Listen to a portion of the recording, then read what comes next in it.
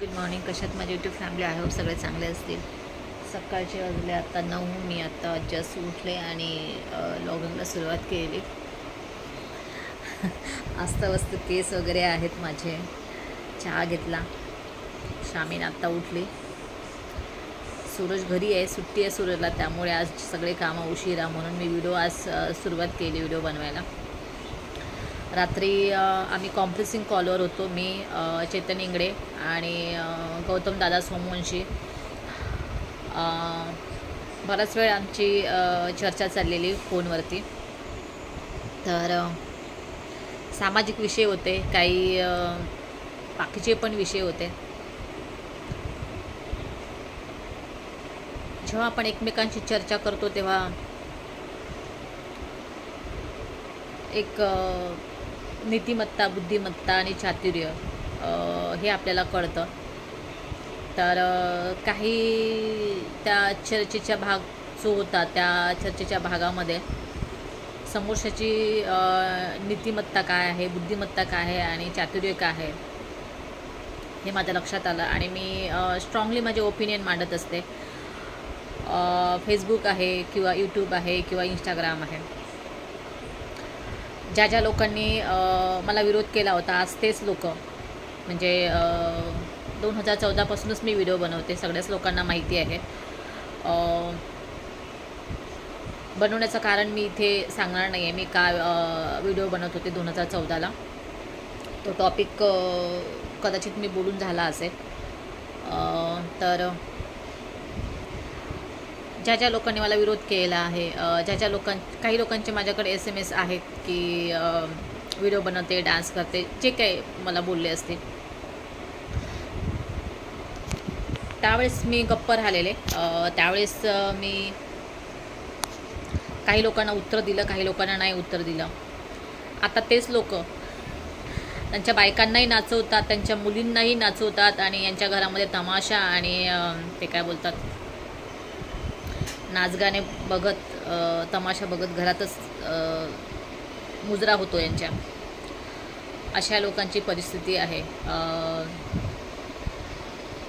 तर त्यांचेही म्हणजे मी जेव्हा व्हिडिओ बनवायची तेव्हा या लोकांची इंस्टाग्राम वगैरे होते नव्हते मला माहिती नाही, पण ते ॲक्टिव्ह नव्हते. माझ्यानंतर मग काही लोकांनी यूट्यूब चॅनल बनवलेत, काही लोकांनी, मी सगळ्यांचं नाव घेत नाही. इंस्टाग्राम, परत आता फेसबुकलाही व्हिडिओ अपलोड होतात त्या लोकांचे. तर त्या संदर्भात मी विरोध दर्शवला. मी त्या लोकांना बोलले की मी म्हटलं, हां, काही लोकांची मी इंस्टाग्रामला की नायक नाही मी खलनायक हो, मी समोरच्याला विरोध केला. मी म्हटलं मी कुठले खलनायक होते की त्यावेळेस मला विरोध केला होता की व्हिडिओ बनवते, समाजकार्य करते, आणि तेच आता राष्ट्रीय अध्यक्ष लेवलचे लोक नायक नाही खलनायक हूँ मैं अशा गाण्यावरती त्यांचे व्हिडिओ आहेत. असो, बरीच चर्चा रंगलेली, बऱ्याच वेळ बोलणं झालेलं. त्या चर्चेच्या विषय वेगळे विषय होते. सांगायचं म्हणजे मला एकच की लोक दुसऱ्यांकडे पटकन बोट दाखवतात.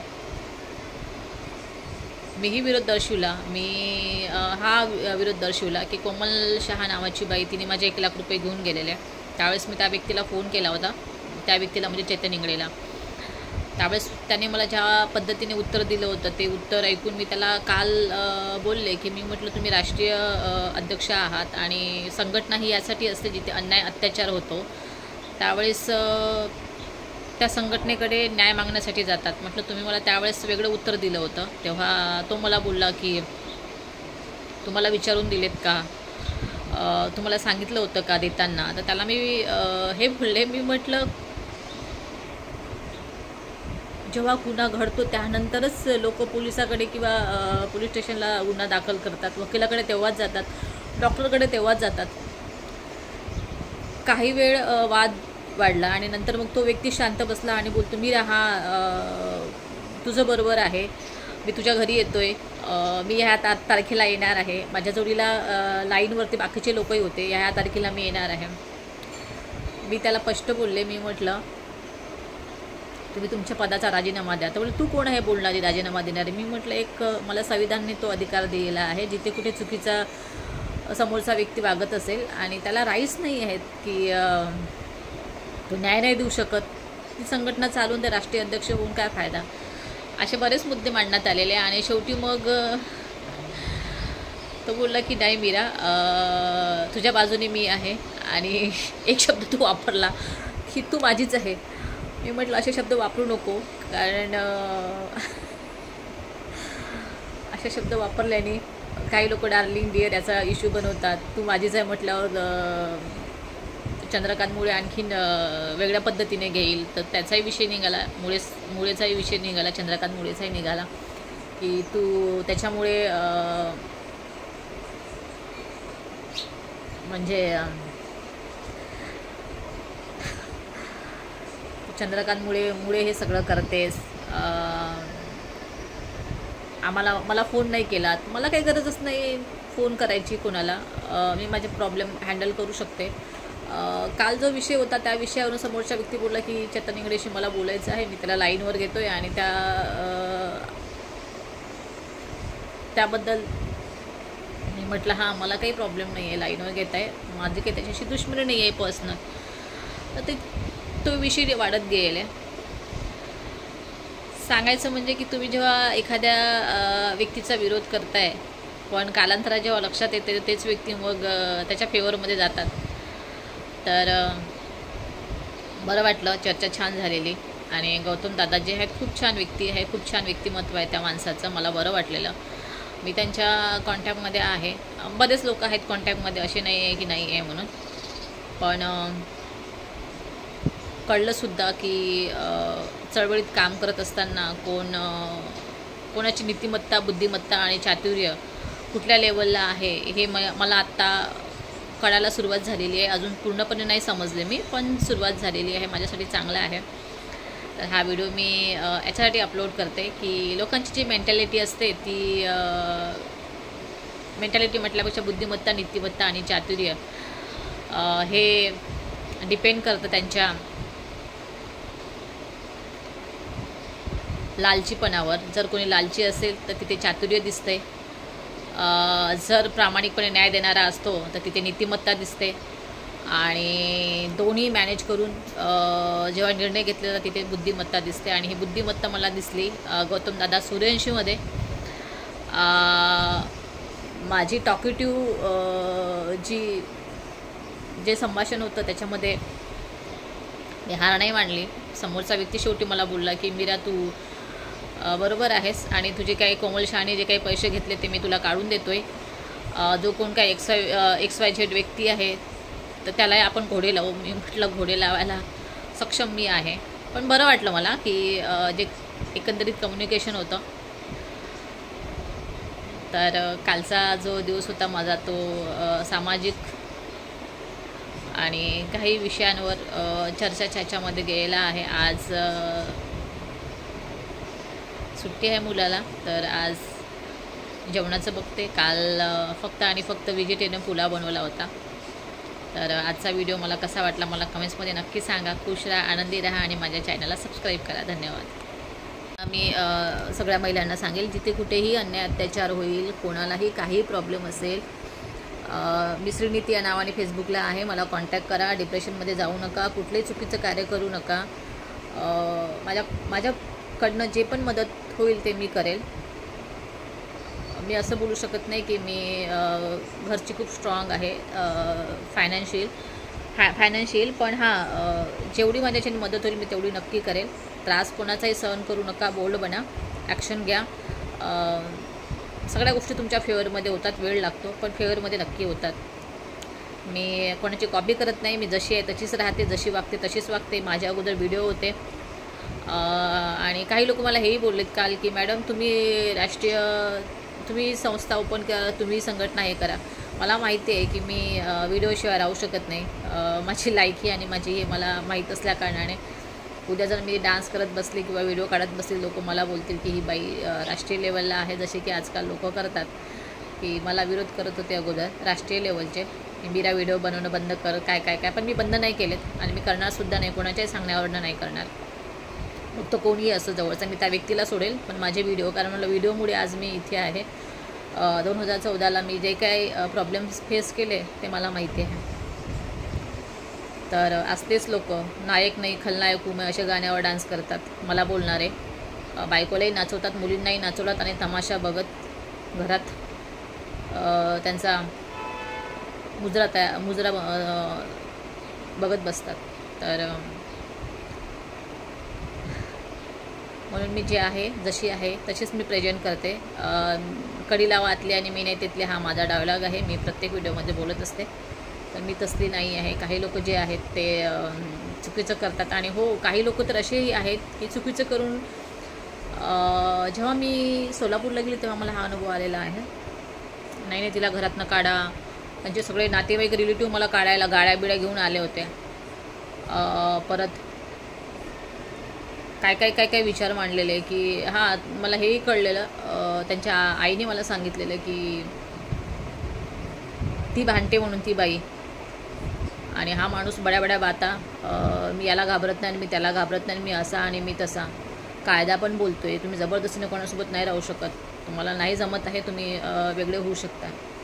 असो तिथे मला कळलेलं आहे की हा बदनामी हा प्रकार तुम्हाला बेडवर जाताना बदनामी होत नाही, कोणाला प्रेग्नेंट ठेवताना बदनामी तुमची होत नाही आहे, तिच्या जीवाशी खेळताना तेव्हा तुम्ही बदनाम होत नाही. आणि बाकी वेळेस तुम्हाला तुमचे समाजाने नातेवाईकाने हे दिसते. लाज नाही वाटत का करताना?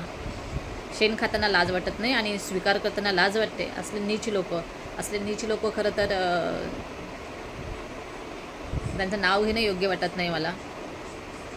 नीचपणाही असतो पण एवढाही नसतो की स्वतःच्या स्वार्थ. मला नव्हतं माहिती आहे सगळ्या गोष्टी अशा या पद्धतीने प्रेझेंट करण्यात येईल. मी तिथे आल्यानंतर मला घरात काढणं, मी तर घरातच नसतं घेतलं अशा व्यक्तीला, जो नीच व्यक्ती आहे, जो मला घरातनं काढू कोणी बाबाची शान पण नाही आहे मला बाहेर काढायची. आणि मी काही चुकीचं नव्हतं केलं आणि असलं रिलेशन मला नको. पण घरात तिला ओढून तिच्यासोबत डान्स करतो, जी तोंडावर थुंकते, जे लात मारते, मला नको आहे. लाज नाही वाटत का? जबरदस्तीला रेप बोलतात. कुठं गेली समाजसेवा, कुठं गेलं कायदे कानून? दुसऱ्याला शिकवायचे कायदे कानून, स्वतः शेण खायचं. थू अशा जिंदगीवर आणि अशा लोकांवर. आणि काय बोललेलं आहे, खिशे भरून दिलं, काय दिलं. मी थुंकते अशा याच्यावर. अगोदर मी एकटीच करायचे.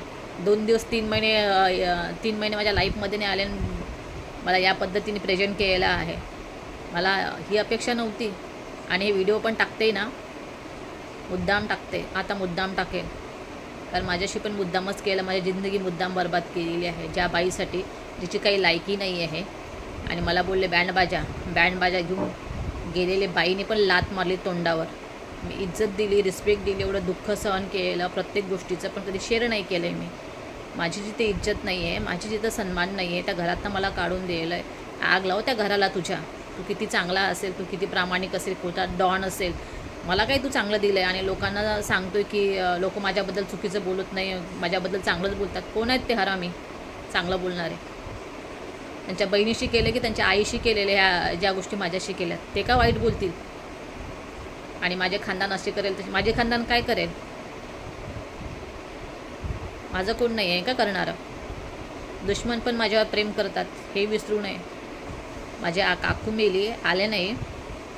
माझा पाय दुखते, माझा हे दुखते, माझं ते पूर्ण आयुष्य तेच चाललेलं आहे. वय पालक काहीच नाही आहे आणि ड्रामे सगळ्या दुनियाभराचे ड्रामेबाज माणूस. माझ्या पायात खिळा गेला आणि मी पोलीस स्टेशनला आहे, मी असा आणि मी तसा, मी इंडीला गेलो, मी इकडे गेलो, मी तिकडे गेलो, मला दवा चालू आहे, मी कुठल्या स्त्रीजवळ जाऊ शकत नाही, मी हे करू शकत नाही. हे थोटांग तुमच्या घरचे ऐकत असतील, मी नाही ऐकणार फालतूच्या गोष्टी. तर